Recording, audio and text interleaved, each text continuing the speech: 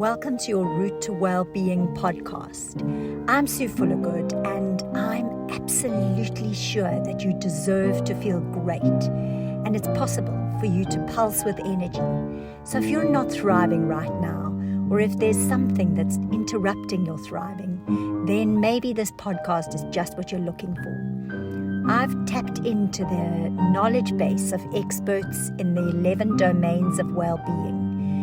Each of the experts has something that I think is part of the crucial knowledge that you need to be able to really take care of yourself. And so listen in and see if you can get that magical piece of information that's going to make the difference for you. Please feel free to share this with your friends and family, whoever you think may benefit from it. Please push the subscribe button so that you can be alerted when future episodes are available. Thank you for listening. Good morning. I am Sue Fullergood from the Energy Incubator and the author of The Sweet Spot. And I am running this podcast, your route map to well-being, in order to help you to take the secrets from people who have discovered how to really have it all. Success at work and health and well-being. And so I have with me today Sarah Njamu, who is an entrepreneur, an educator. She's the CEO of CompuConnect Education. She's a digital transformation specialist, and she's going to share with us how she has found it possible to actually have it all. Success at home, success at work, health, well-being, and balance. And I know she hasn't always had it perfectly right, and I'm sure she doesn't think that she's going to have it perfectly right for the rest of her life. But I know she's downloaded and discovered some secrets, and we want to get into her head and take those secrets so that we can use them in our own lives. So welcome, Sarah. I am so happy to have you here with me this morning. I was lucky enough to share a table with Sarah at a beautiful school lunch for moms and daughters when our lovely teenage girls were, I think, in about grade 11. And we shared a fantastic lunch, unforgettable lunch together. And so this is an opportunity to get to know more about you, Sarah. And I'm so glad we got to meet each other that day, and grateful to our daughters for introducing us. But thank you for giving up your time to come and share your thoughts with us. And I'm really looking forward to this conversation. So welcome. Thank you, Sue. It's an absolute pleasure to be here. I am really excited to just engage and dig deep. I love it. Dig deep. I love that. Just the deeper we can go, the better. So let's start, Sarah. Can you tell us a little bit about yourself, your career, and your journey that you've taken in your life to date? So, like you said, I am Sarah Njamu. I am the CEO of CompuConnect Education. This is a company that I've been running for the past 15 years.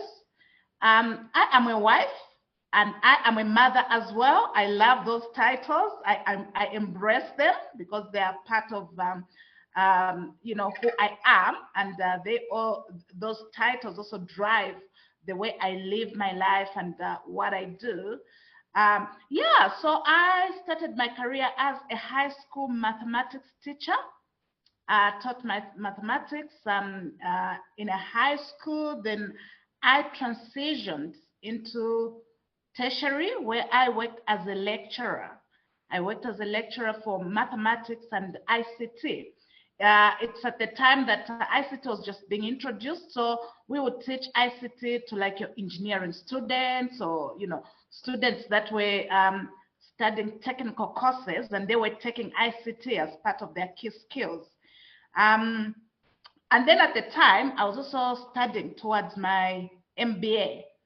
And once I had obtained my MBA, I just thought, man, it was time to try something new. So I pivoted from my education career. I looked for a job in the private sector. And my first job in the private sector was a software sales consultant job. So I worked for a company that was distributing education software. And because I'm a teacher and I came from a teaching background, I just loved being in that space. And I excelled, did very well. And I just fell in love with technology. And after a while working for that private company, I decided it was time to launch. So I registered my own company and I got started. And 15 years later, here we are. We distribute digital technology solutions. So we distribute anything from artificial intelligence chatbots to robotic process automation. We distribute learning management systems, and we also believe in people development, because we know that technology without people will not produce the efficiency that we're looking for. So we also bring in the people factor. So our business is also big on leadership development. Leadership development is one of the big pillars that we bring to the table. And like I said, I'm a wife. I've been married for 23 years and I love being a wife. I love it. And I'm a mother. I'm a mom of 3 daughters. So my daughters are aged 20, just about to turn 21 now. That's my first daughter. And my second one just turned 16. Can you believe it? Yeah. And I've also got a little baby. Well, not a baby anymore. She's 6. She's just started her grade 1. And just love the journey, love the experience. And I'm enjoying where I'm at. Wow. So, there's so much, Sarah, in what you've shared there already. Your ability to pivot and change and embrace change, your ability to study and work and be a wife and a mother and love all of those roles. That's a lot to take on in your life, and this must have been difficult for you and challenging for you at times. Can you share something around, first of all, the challenges that you've encountered along the way with trying to do all these things? And I can hear by the way that you describe them that you do them well because you love them so much. So what challenges have you encountered, and how did you engage with those challenges? What secrets of success can you share with us in terms of Absolutely. So my greatest challenge has always been to find the perfect balance, especially in seasons when I've had to do intense things. For example, when I was studying for my MBA, that was an intense season in my life. When I was starting off establishing my business, that was quite intense. So I must say those seasons, it was very difficult for me to get the right balance, the perfect balance, so to say, that one would be looking for. But I also had perspective. So it's almost like I compartmentalized my life. I knew that for a season, I may not have the perfect balance that I'm looking for, but I'm working towards. The reason why I'm doing what I'm doing, it's because I want to create the balance, okay? So I think of when I did my MBA, I was a lecturer. I had a 2-year-old full-time job and a 2-year-old and studying an MBA. That was crazy. Wow. That was crazy. I look back, I have no idea how I did it, but I know that my life was work, popping in at home for a bit to check on my baby, and then going to the library, then coming back late at night. For me, what was very helpful was that I had a very good support system. I had a great partner. Well, my husband is a very supportive partner who is very involved in my life, in the life of my children. So really, I leaned into that support system. So he practically stepped in terms of looking after, you know, our 2-year-old at the time, who's now 20, who's the same age as your daughter, Sue. Yeah, so yes, so we both had full-time jobs. But for him, you know, he was able to sort of work just the regular hours, go to work at 8 and then come back at 5. And he was deliberate about being home at 5 because he knew that for me, once I finish at 4:30 at the college where I was lecturing, I would then be heading off to the library. So yeah, so the challenge was just finding the perfect balance. But that was seasonal, okay? So it was that 2 years, those days, you know, the MBAs took 2 years. So I just immersed myself completely into my studies because I also had goals and timeframes that I was working with. So I needed to finish my MBA in 2 years, literally. So yes, so I tapped into my support system, who was my husband, yeah, just carried on, and I'm so proud that I finished in record time. You know, within 2 years, I'd finished my coursework, had done my dissertation, and I was graduating. And that was, you know, that was the idea. Yes, yes, yes, yes. And then I was able to go back to being a present and available mother. Yeah, so that's one of the challenges that I've really faced. I also think of when I also started my business. Man, it was intense. It was intense. And also at that time, we both went into business at the same time with my husband. So my husband, he's a construction consultant. So he also started his own firm. Yeah, so it was also quite a difficult season. Then my oldest, who's your daughter's age, she was in grade 1. I did miss a few of her school things, but I was quite deliberate about being present. But there were times that you know, I couldn't make it completely. I remember, you know, one time when she was acting in some drama show, and I needed to be at this presentation.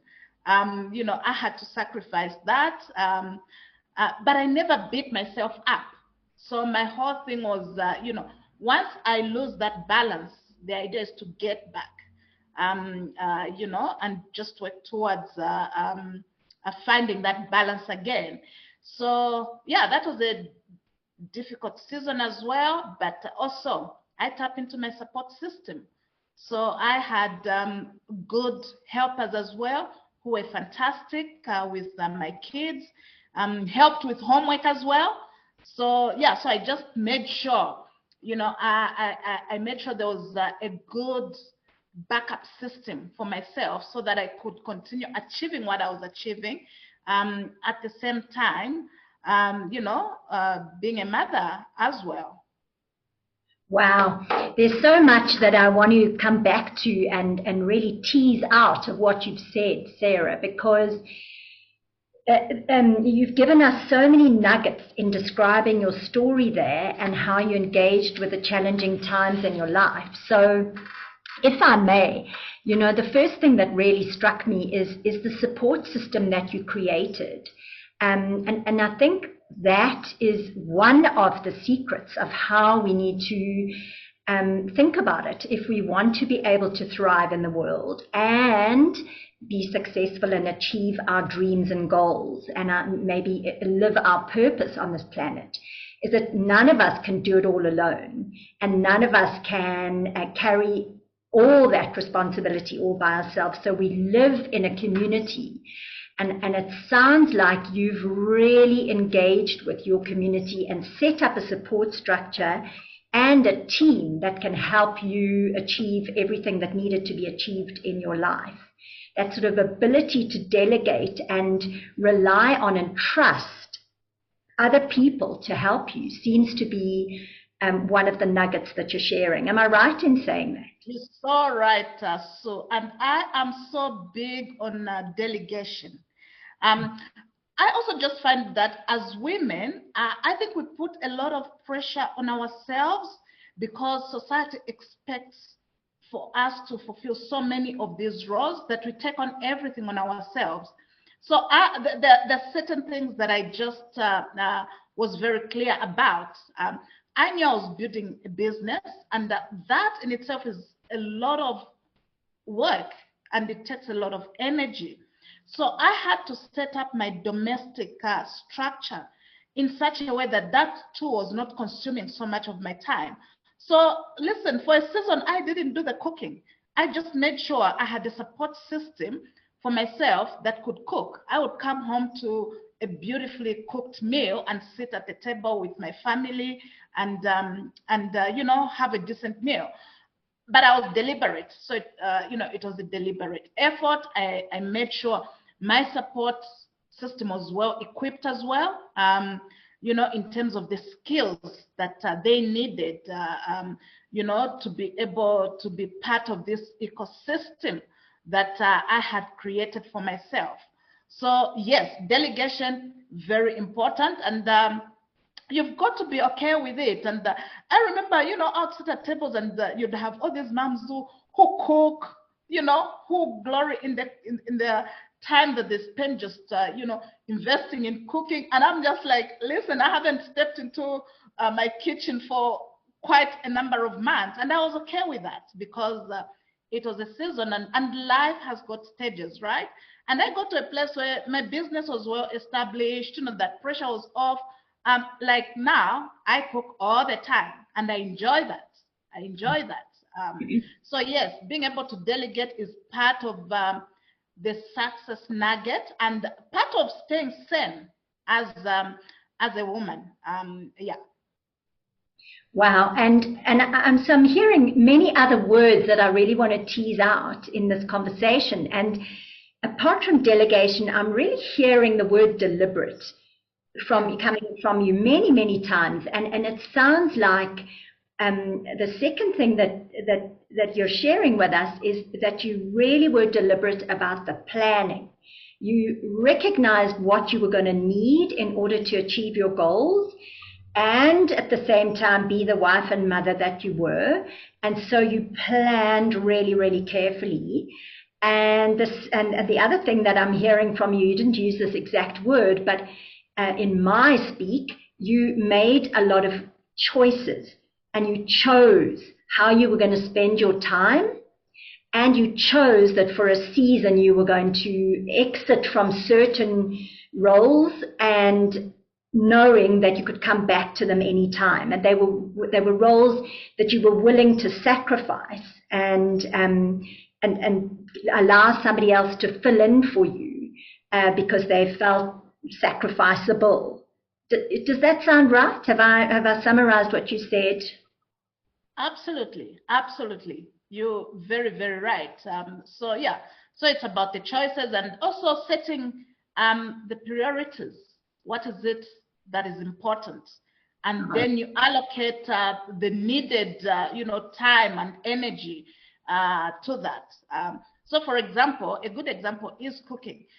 Between me coming back home and spending my whole time in the kitchen cooking when I haven't been home to spend time with my kids, one of the things had to go. So I would rather delegate the cooking so I can actually spend my time that I have when I'm home with my kids. So I would be present with them. So it was a matter of priority, you know, which one is more important for me at this particular time. So yeah. Now, I'm hearing from you, and I love the word prioritizing. Wow, I think that's actually our third nugget. There are probably 87,000 others that you've mentioned, but let's name those three. But presence, that's one of the big outcomes of mindfulness, which is what I talk about at all times. So, yay, the word presence should come up, and it sounds like you've really mastered that.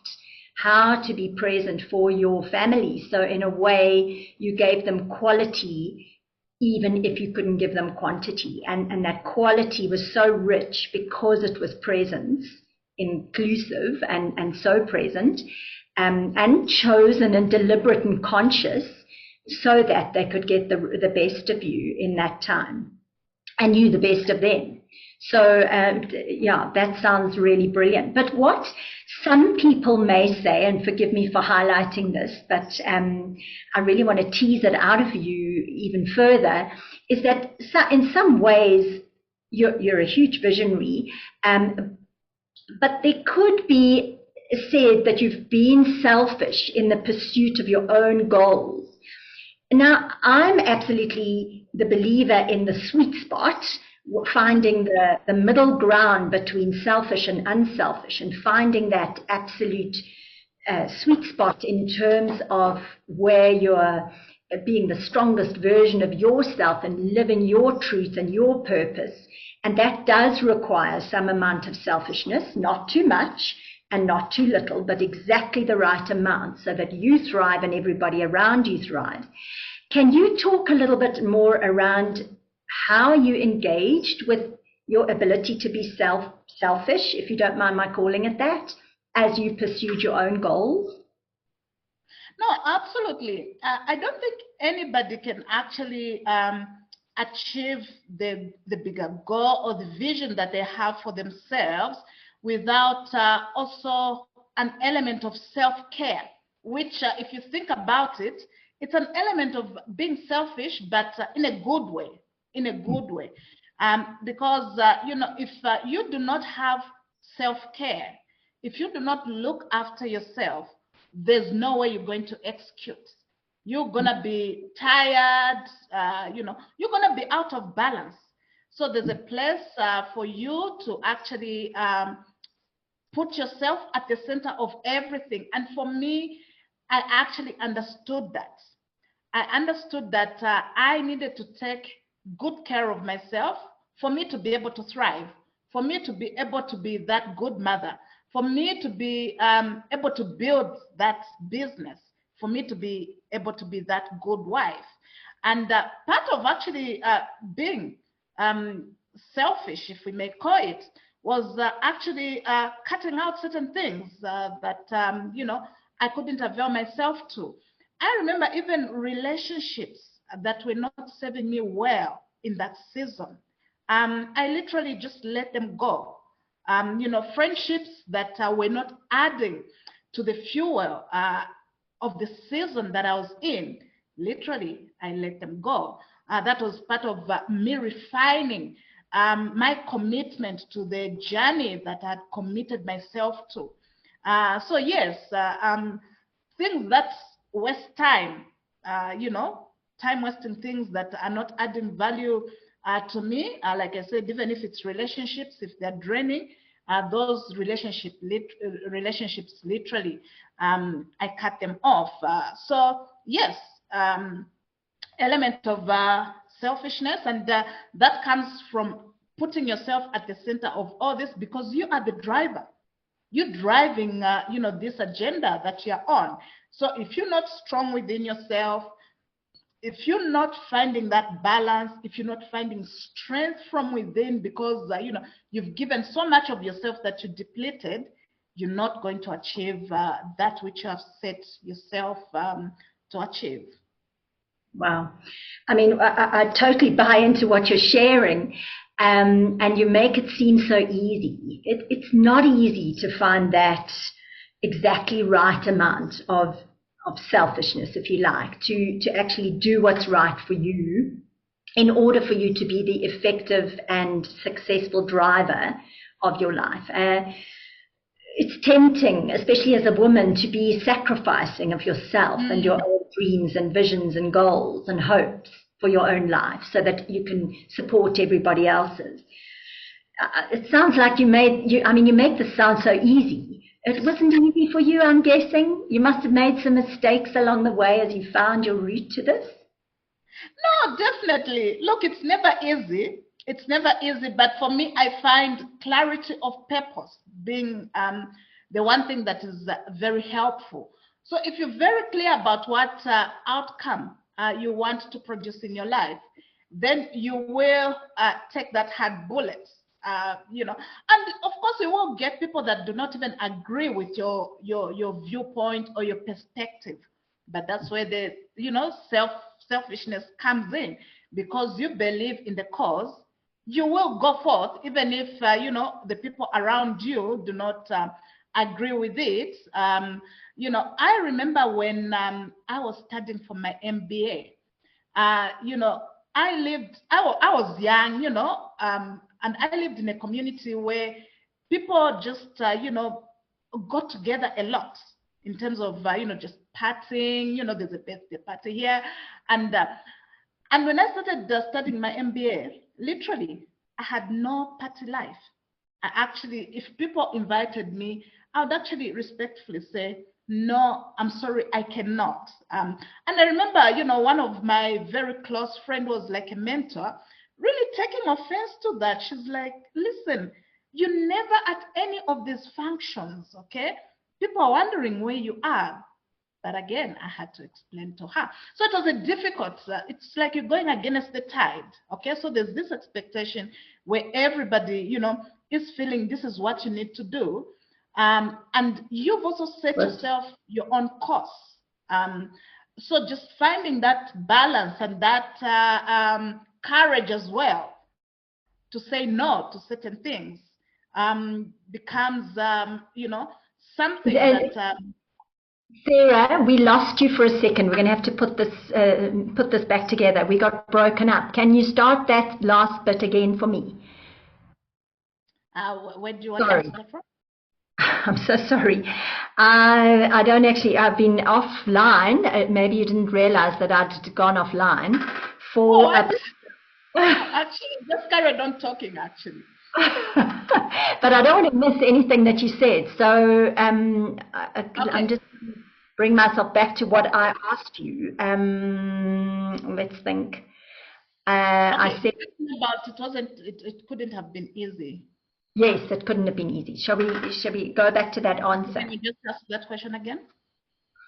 What did I ask you? Yeah, okay, let me ask that. Okay, I'm going to then.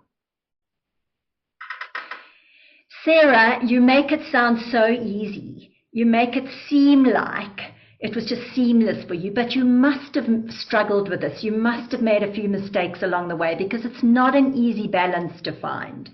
Can you talk a little bit to us about the mistakes you made and how you went about finding that absolute sweet spot? You're talking about a sweet spot here, and I'm fascinated by how easy you make it sound. Tell us about that if you can.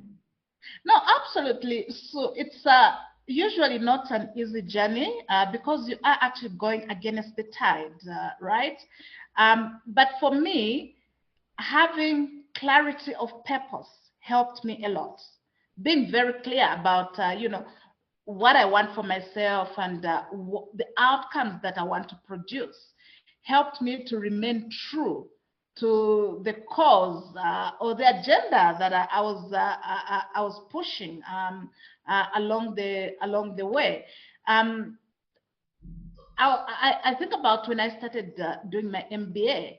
It was a hectic course, so it literally consumed all my time. And at the time, my baby was young, so it was a season where it's parties everywhere.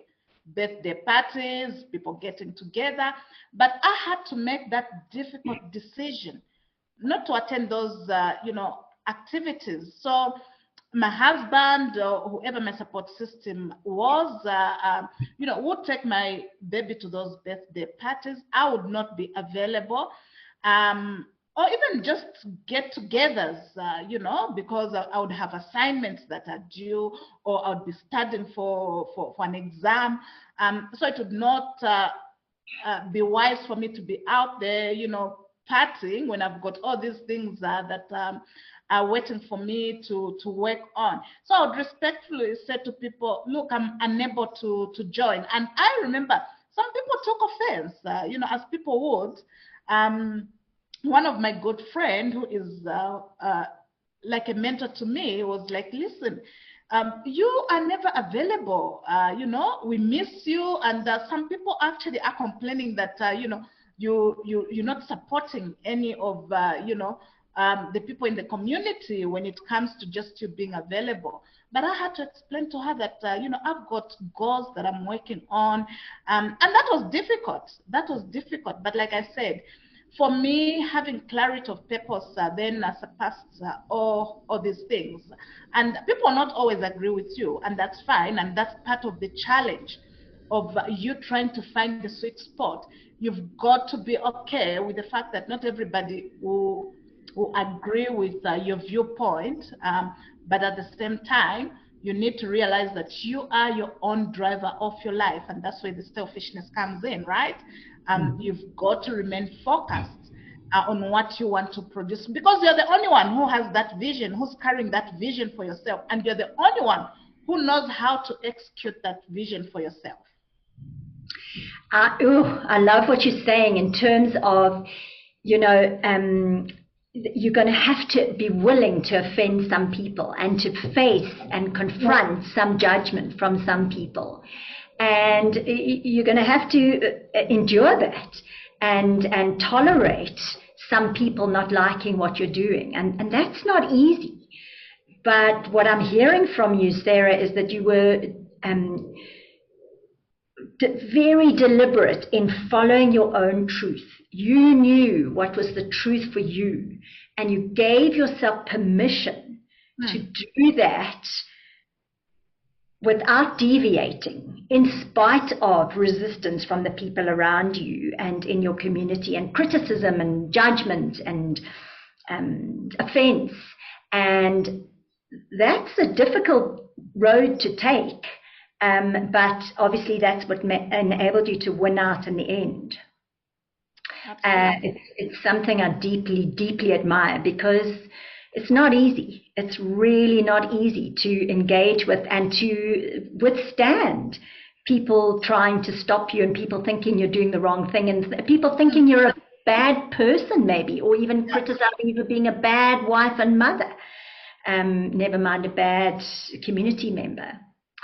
But I'm guessing that there must have been great benefit to your family, and especially to your children, of you actually following and pursuing your dreams so deliberately, to use your word. Can you talk a little bit about that? How do you think it's helped them? Listen, definitely, it's been such great. It's been a great. I'm actually trying to find a very good word that would describe.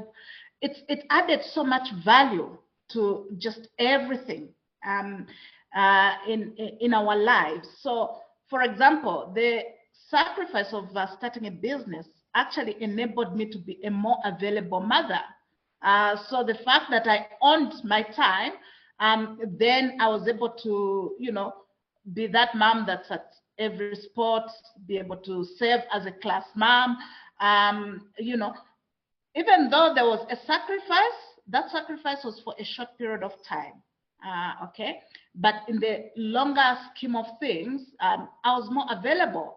I was more available for my kids, and my kids have valued that a lot. The fact that I've been an available mother who's been involved, with every aspect of their lives. And secondly, I've been a happier human being. So if you are happy because you've achieved your goals, and you're not feeling like you've sacrificed your life, to be able to achieve or to be a mother, it gives you a different viewpoint, or a different joy in your life. So for me, I'm glad that I was able to achieve what I've achieved, yes, with a bit of sacrifice, but I'm a more happier human being without feeling that I've missed out on life. I don't feel I've missed out on life. I've been able to do all the things that are important to me. So I've been able to study, I've been able to build a business, I've been able to be a present mother, I've been able to be a present wife. So I don't feel shortchanged in life. And that then I think makes you feel fulfilled as a person. And if you're fulfilled, you are more happier as a human being. So that has been the impact, it's had on the general well-being of my family, just, having a mother who's fulfilled, in her journey, for me, I think has been quite useful for my kids. So again, you say so much, and I'm going to do my thing again and just tease out the nuggets that I've heard in what you've shared there.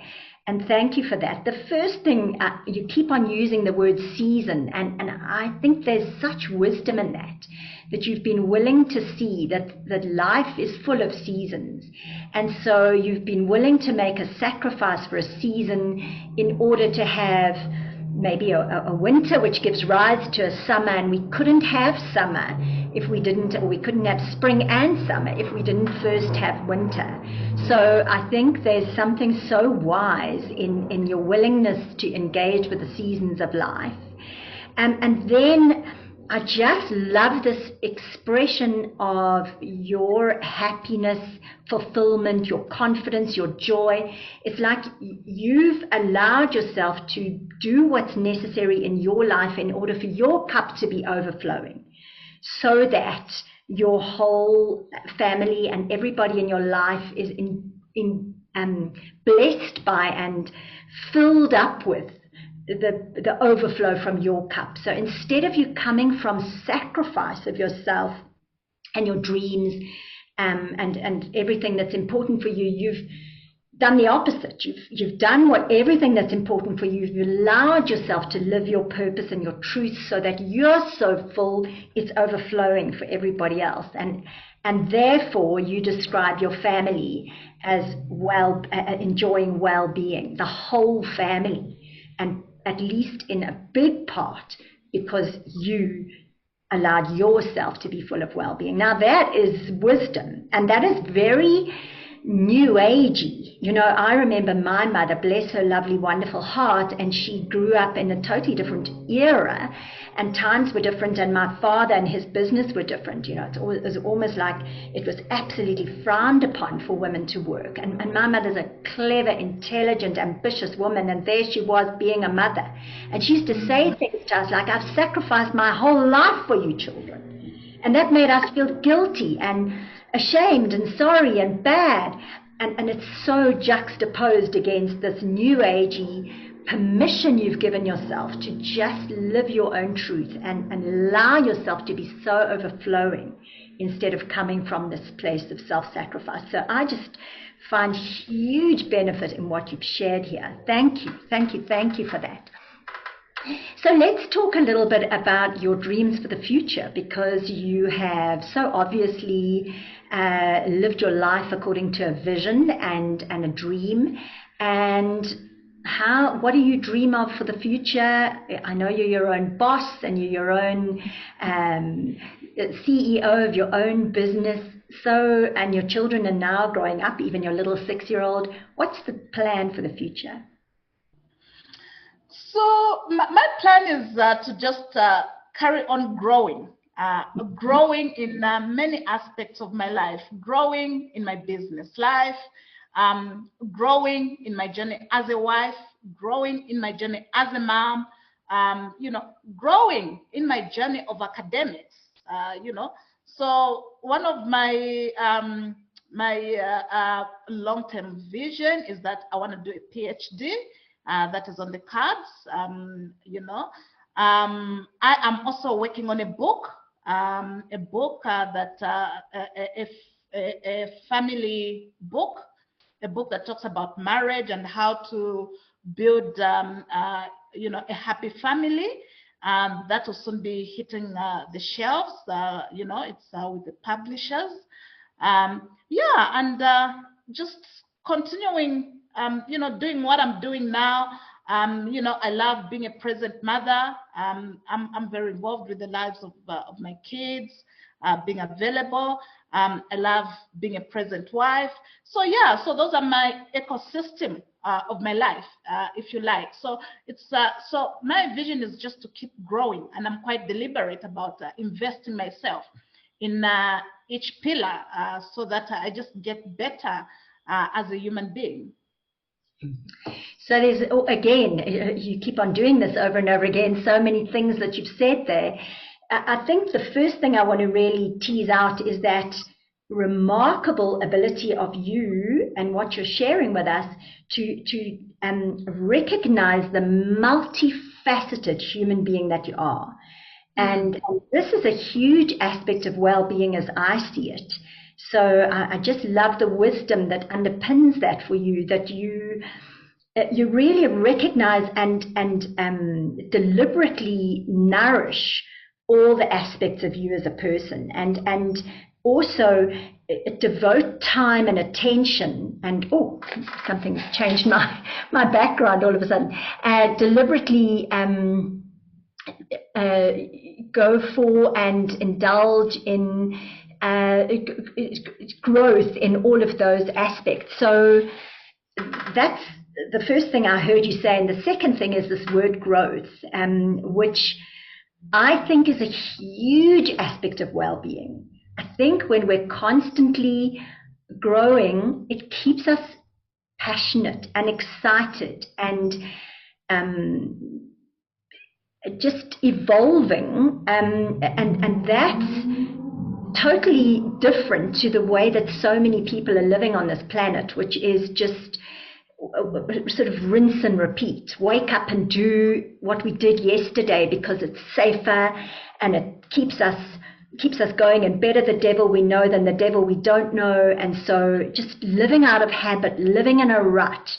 And everything you're talking about is exactly opposite to that. You are taking the reins of your life and creating it as you go, and believing in learning and growth and curiosity and your potential to expand and evolve as a human being.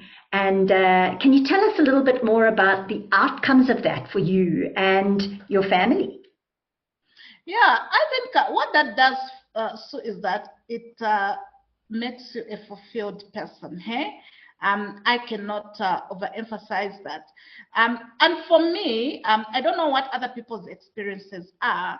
I've always said, listen, when I reached my 40s, I actually felt successful. Okay, so not success from the bank account, or how much money I have in my account. It was as a result of having ticked small things that I had set myself out to do, that I wanted to achieve. Even a small thing like I'm now an available mother. That was a goal that I'd set myself, and so I relish that, and I just embrace that, and I celebrate that. And for me, that's a success. And so it goes in many other areas of my life, small things that I'd set as small goals. And, when I look back, I'm like, oh, okay, I've achieved that. Tick, I've achieved that. So cumulatively, that actually just gave me a sense of fulfillment and success, as a human being, so really in my 40s, I've always felt, wow, I've lived my life, and I enjoy where I'm at, and I just feel successful. And like I said, it's not necessarily in terms of measure of material things that have been gained. It's really at a personal level that if I even share with you, you'd be like, oh God, is that what you call success? But for me, it is because I had set that goal. And now the fact that I am living it, no matter how small it is, it becomes part of my brick of my bigger wall of success. So overall, it just makes me feel very fulfilled as a person. I'm like, wow, my life is where I had actually envisioned it to be, and I am living that. Wow. So you have defined your own success. You have your own definition of success, and you're not using society's definition of success, which, as you say, maybe is related to your bank balance or your skinny malinky body or your whatever. It's your definition of success, what you find to be the truth and important for you. And what I'm hearing from you, I also just want to come in because that is a very important point, especially for women. We need to be able to set our own picture of what success is at a personal level. We live in a society that is so competitive that every time, if your measure is against somebody else, you'll constantly be feeling you're not good enough. So for me, my mindset, and I don't even know where I got this from, I've always grown up with the mindset of I'm good enough. So because you've got a mindset that you're good enough, you're not sitting to compare your success to another. We're two different human beings. We want different things in life, and so having the sanity to actually decide to define what success is for you as a human being is very, very important. So you can measure that. So that would be your measure that you'll be looking at. I think people walk around feeling so unfulfilled. I meet a lot of women that feel like, oh my way, I feel I haven't accomplished much. This is not what I envisioned that I'll be in my 40s or in my 50s. And I'm just like, okay, you're feeling that way. What are you comparing that to? So for me, I think there's a lot of wisdom at a personal level, just to know that you are on this path on your own. It's your journey. It's your truth. Decide what you want in life, set those goals, and just go for them. So my success will look very different from your success. And that's fine, because we are two different human beings and we want different things for ourselves. So I think the moment we break free from that kind of thinking where, we're going with the success that has been set out by other people, we'll get more fulfilled in life, and we'll be fine. We'll be fine. I think we're all making wins at a personal level, but because society has pushed an agenda of what success looks like, people are always feeling they're not good enough. They've not measured up, So being comfortable with the fact that we all want different things in life, and you set for yourself what success, you define for yourself what success looks like, and you celebrate those wins. You are talking about the essence of well-being as I see it. So I just love how you've explained it, that you are feeling confident in choosing for yourself about your own life, not comparing it to anybody else's, and believing in what feels right for you, and then setting about deliberately living according to your own values, truths, and beliefs, and confidently staying the path without being tempted to compare to anybody else or deviate because somebody else thinks you should, but living your own truth.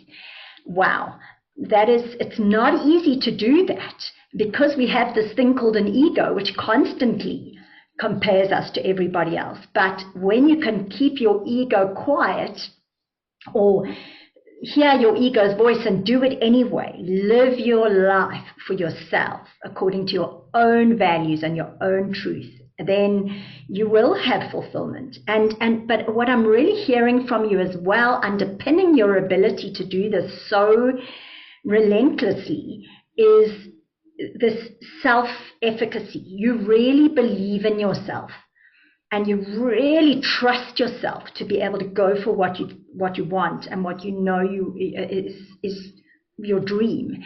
And that self-efficacy is something really rare and precious. So I honor you for having it and for really living it. But I think what you shared with us is that it comes from a belief that you're good enough. It comes from telling yourself over and over and over and over again that you are good enough and that you can do it. And I think that is something that we can really learn from you. And what you've shared with us today, Sarah, is I'm good enough has to be your internal mantra. I can do it. And you obviously have filled your head with that, filled your heart with that, and filled your gut with that. And that's why you look as wonderful as you do. And I'm going to say something around aging, because I don't know how old you are, and you don't have to share with us, but I know you're not a 20-year-old anymore, but you are aging in reverse, which is something I believe is truly possible when you do live as if you're good enough, and you do live your own truth, and you do make choices deliberately about every minute of every day. Then you can age in reverse, and you can live with everlasting energy and passion. So can you talk a little bit to us about aging for you and aging in reverse, if that's a thing you can relate to? Yeah, what does it mean for you? Absolutely, absolutely, and I agree with you. So I'm not shy to talk about my age. I'm in my 40s. Okay, I'm turning, 47, 46 this year. Um, but I've never felt like I'm in my 40s. And this is something that I keep saying. I still feel young. Like I actually have to think about, the fact that, oh, I'm actually even past my mid 40s now. It's something that it's actually never registered in my mind, because I'm just busy enjoying life and busy doing life. I feel as energetic as ever.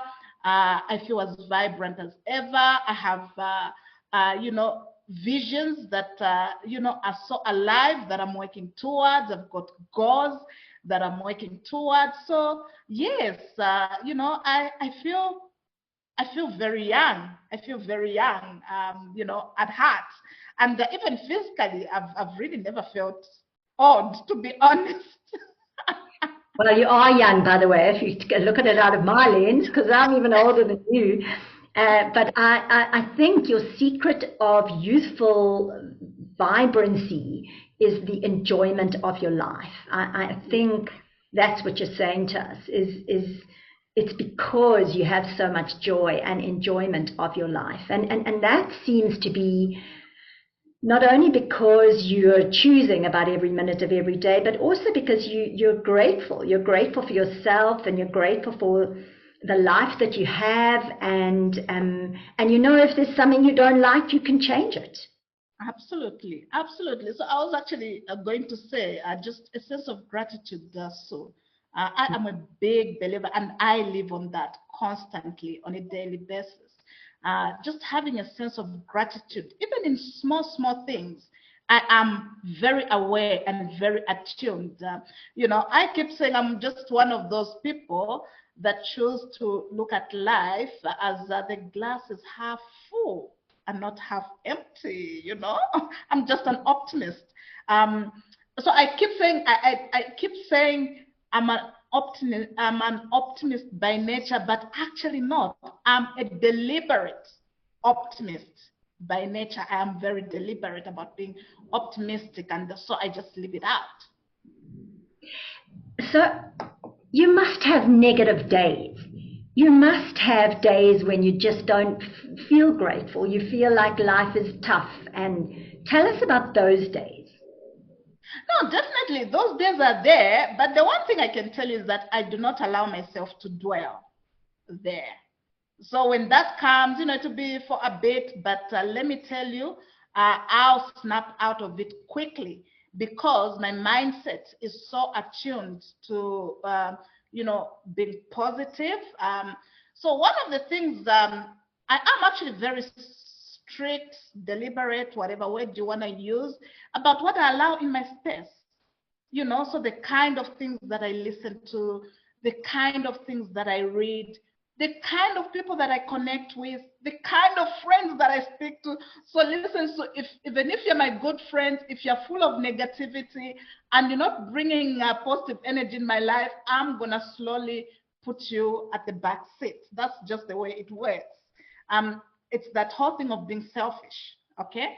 So because it's so important for my well-being, if you're not a person who's pouring a life into my life and you're coming to just take or just bring negativity, I'll try and support you for a while and I'll point it out to you. But if you are just naturally, because people enjoy that, people enjoy being in that negative space, then you know what, I am so sorry. I do not want to be tapping into that energy, because I live life on purpose. I am deliberate and I live life on purpose. So yes, the negative days will be there. But I can assure you it will be for a short period of time. I snap myself out of it very quickly. And part of, the tools that I've put in place is that whole thing, what am I listening to? And even when I'm actually feeling negative and down, I just go and look for material that is uplifting. I listen to that, whether it's reading the book, whether it's listening to music. Because you can feel when your energy is going down or when you're starting to feel negative, when you're sliding in there, you can change that very quickly. And so I change that very quickly by, listening to the right kind of materials, or right kind of music, or just also revisiting, my vision. I'm a believer of vision boards. They keep me focused. Like, this is where I'm going. I'm also a believer of self-talk. Talk to yourself positively. So, I'll tell myself, Sarah, this is not you. You can't sit here and just be feeling sorry for yourself. Come on, get up. You can do this. So, yeah. So thank you for the tools, because it isn't easy when you are in a negative spiral to change that trajectory. It isn't easy, and thank you for the tools that you've shared, that you use. Self-talk, doing something that you know will uplift you deliberately, controlling what you allow into your space and into your mind, and taking charge of that. And what I'm really hearing from you, that maybe you're not even aware that you're doing, but I've heard you say you're doing, is that you're the boss of your own mind. You're not only the boss of your own business, but you're the boss of your own mind. And that is making a big difference to your mindset, I think. And you really sound like you know that what you think about is within your control, and you can shift your thinking. You can't control your thinking, but you can shift the spotlight of your attention from the negative onto the positive. You can do that deliberately. And so I love that that's something that you're really deliberately using. Thank you for sharing that with us. And, that obviously underpins your success, and not only your success at work, but your success in feeling like a fulfilled woman, a fulfilled human, and having a joyful life. And for me, that's the definition of success, that you feel vibrant and alive, and that you are living without regrets. I think it's really sad how many people actually get to the end of their life and say, oh my God, I wasted it. Or people say to me so often, and I find this really sad, how did the time go by so fast? And I think when you're living on purpose, deliberately, the boss of your own mind, life isn't going by fast, because you're really enjoying each precious minute that you have. So thank you for those nuggets. We could carry on talking all day. I just can never get enough of your positive mindset, of your strategies for life. It's extraordinary, and that's why you're an extraordinary woman, and that's why that lunch where I met you was so unforgettable, because you are truly unforgettable. Thank you, Sarah, for everything that you've downloaded for us here today. And I just wish you all the joy and all the success as you journey forward on your life. And I really hope that our paths get to cross some more, because you're an absolute anecdote and vaccine against the negativity of the planet at the moment. So yay for you, and thank you. And I hope that our listeners have got some tools and strategies that they can apply in their own lives, or maybe they've got some things that they can celebrate, having listened to how you celebrate yourself and your own life and successes, because I'd love for the listeners to be able to celebrate themselves. The nugget I'm taking most sincerely away from you, although there's been thousands of them in this little brief chat, is you believe in yourself. You know that you're good enough. And good enough, not good compared with anybody else, just good enough for you and your precious life. So thank you, Sarah. Have you got one last little something that you want to leave us with as we say goodbye to each other? Thank you, Sue. It's been an absolute pleasure just engaging with you. I think, the only thing I can emphasize is for people to just know and feel that they're good enough. It doesn't matter what you've been through and the journey you've walked. Embrace the good, the ugly, and then form a good story for yourself. Form a good story for yourself. So tell a good story of your life, the lessons that you've learned from the bad, and celebrate those little wins that you've had. Because people are waiting for big wins to celebrate or to feel successful. No, small wins, should be celebrated. And you are the boss of your own life. Yay. And how can people get hold of you? Should they need your digital transformation services? Should they need anything that you have shared that they want to get from you? And can you share with us how they can get hold of you? Yes. So I'm very active on social media, mainly LinkedIn. So if they just look for Sarah Luyele Njamu, they will find me on LinkedIn. And from the business point of view, they can visit our website. Our details are there. And we are www.compu and then hyphen or the minus, whatever that small thing is, connect education, one word, .co.za. So it's www.compu-connecteducation.co.za. And I'm happy to give out my number as well. If anybody wants to contact me directly, my number is 076-154-7895. 076-154-7895. Yeah, would love to connect. Wonderful. And all Sarah's details will be on the podcast information anyway. Thank you, Sarah. I hope you have a beautiful day, and heaven help us if we don't get to have another chat in a few years' time so we can get more of your nuggets and learn from you. Take care and thank you. Thank you, Sue. Please push the subscribe button so that you can be alerted when future episodes are available. Thank you for listening.